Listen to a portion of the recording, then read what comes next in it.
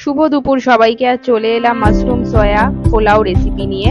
তো তার জন্যই প্রথমে যে উপকরণগুলো লাগছে তা দেখিয়ে নেওয়া হলো। এবার প্রথমেই কড়াই গরম করে 2 চামচ সাদা তেল দিয়ে তাতে ফোড়নের জন্য গোটা জিরে, দুটো তেজপাতা, শুকনো লঙ্কা দিয়ে ভালো করে নাড়তে থাকতে হবে। এরপর তাতে এক এক করে প্রথমে পেঁয়াজ দিতে হবে। পেঁয়াজটা ভালো করে ভাজতে হবে, একদম গোল্ডেন ব্রাউনিশ কালার আসা পর্যন্ত ভালো করে ভাজতে থাকতে হবে। তো আমাদের চ্যানেলটা ভালো লাগলে লাইক, শেয়ার, সাবস্ক্রাইব করে আমাদের চ্যানেলটার পাশে থাকবেন।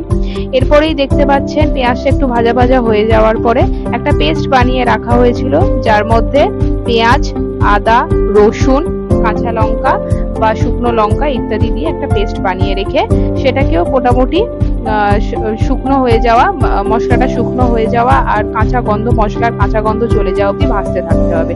এরপর এক এক করে মশলা দিতে হবে। মশলার মধ্যে কাশ্মীরি রেড চিলি পাউডার, হলুদ গুঁড়ো, জিরে গুঁড়ো, ধনে গুঁড়ো, গোলমরিচ গুঁড়ো, নুন সব পরিমাণ মতো দিয়ে ভালো করে মশলা শুকিয়ে আসা অবধি নাড়তে চাড়তে থাকতে হবে।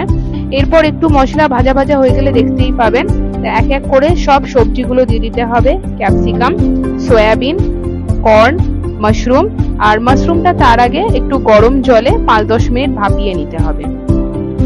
এরপর হয়ে গেলেই ভালো করে সব সবজি একটু ভালো করে ভেজে নিয়ে একটা সুন্দর গন্ধ ছেড়ে আসলে চালটা ভিজিয়ে রাখা ছিল সেই ভেজানো চালটা দিয়ে দিতে হবে।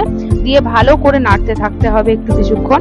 একটু ভালো করে নাড়াচাড়া হয়ে গেলেই তার মধ্যে দিয়ে দিতে হবে 1 চামচ গরম মশলা গুঁড়ো এবং তার সাথে গরম জল পরিমাণ মতো।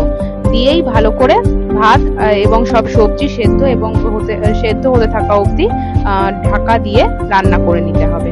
এরপর রান্না হয়ে গেলেই গরম গরম পোলাওয়ের উপর দিয়ে 2 চামচ ঘি ছড়িয়ে ভালো করে সুন্দর করে পরিবেশন করুন, সাথে স্যালাড এবং লেবু নিয়ে। আর আমাদের চ্যানেলটা ভালো লাগলে লাইক, শেয়ার, সাবস্ক্রাইব করে পাশে থাকবেন আর আমাদের চ্যানেলটাকে সাপোর্ট করবেন। তো দেখা হচ্ছে অন্য কোনো ভিডিওতে, এরপর অন্য কোনো নতুন রেসিপি নিয়ে। ধন্যবাদ।